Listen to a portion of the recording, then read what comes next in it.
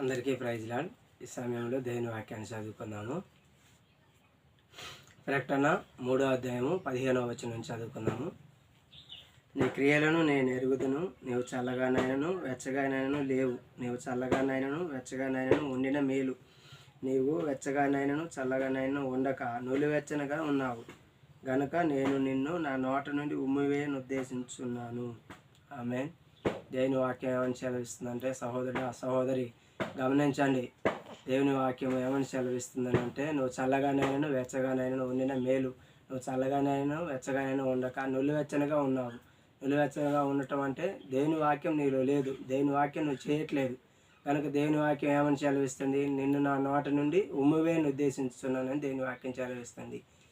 ఆమేన్. 17వ వచనం చదువుకుందాము. నీవు దౌర్భాగ్యుడవును, దిక్కుమాలిన వాడవును, దరిద్రుడవును, గుడ్డివాడవును, దిగంబరుడవై ఉన్నావని ఎరగక నేను ధనవంతుడను, ధనవృద్ధి చేసి ఉన్నాను, నాకేమీ కొదవలేదని చెప్పుకొనుచున్నావు.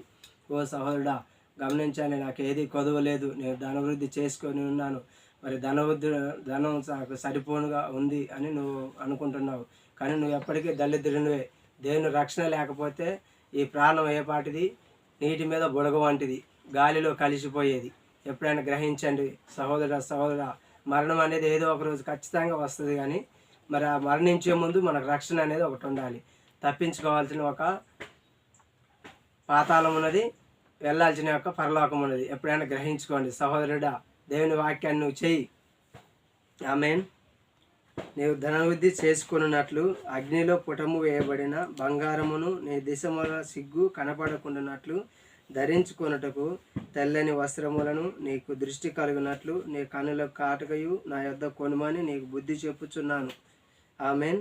దేవుని వాక్యం ఏమని సెలవిస్తుందనంటే, నీవు ధనవృద్ధి చేసుకున్నట్లు అగ్నిలో పుటము వేయబడిన బంగారమును నీ దిశముల సిగ్గు కనపడకుండా ఉన్నట్లు ధరించుకున్నటకు తెల్లని వస్త్రములను నీ దృష్టికి కలుగునట్లు నీ కన్నుల కాటుకయు కొనమని దేవుని వాక్యం సెలవిస్తుంది. నీకు దృష్టి కలగాలంటే దేవుని వాక్యాన్ని, ఈ గడియ వర్తమానాన్ని నువ్వు అంగీకరించాలి. ఆ యొక్క తెల్లని వస్త్రమే ఈ యొక్క వాక్యమై ఉన్నది. సహోదరుడు మీరు గమనించండి. ఈ సమయంలో మరొక వాక్యాన్ని చదువుకుందాము.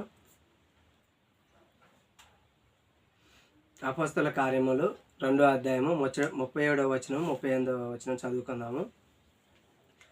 వారు ఈ మాట విని హృదయంలో నొచ్చుకొని, సహోదరులారా మేమేమి చేతుమని పేతురును కడమ అపోస్తలుని అడగ్గా, పేతురు, మీరు మారు మనసు పొంది పాపక్షమాపణ నిమిత్తం ప్రతి వాడు యేసుక్రీస్తు నామమున బాప్తీసం పొందుడి అని దేవుని వాక్యం సెలవిస్తుంది. ఆమేన్.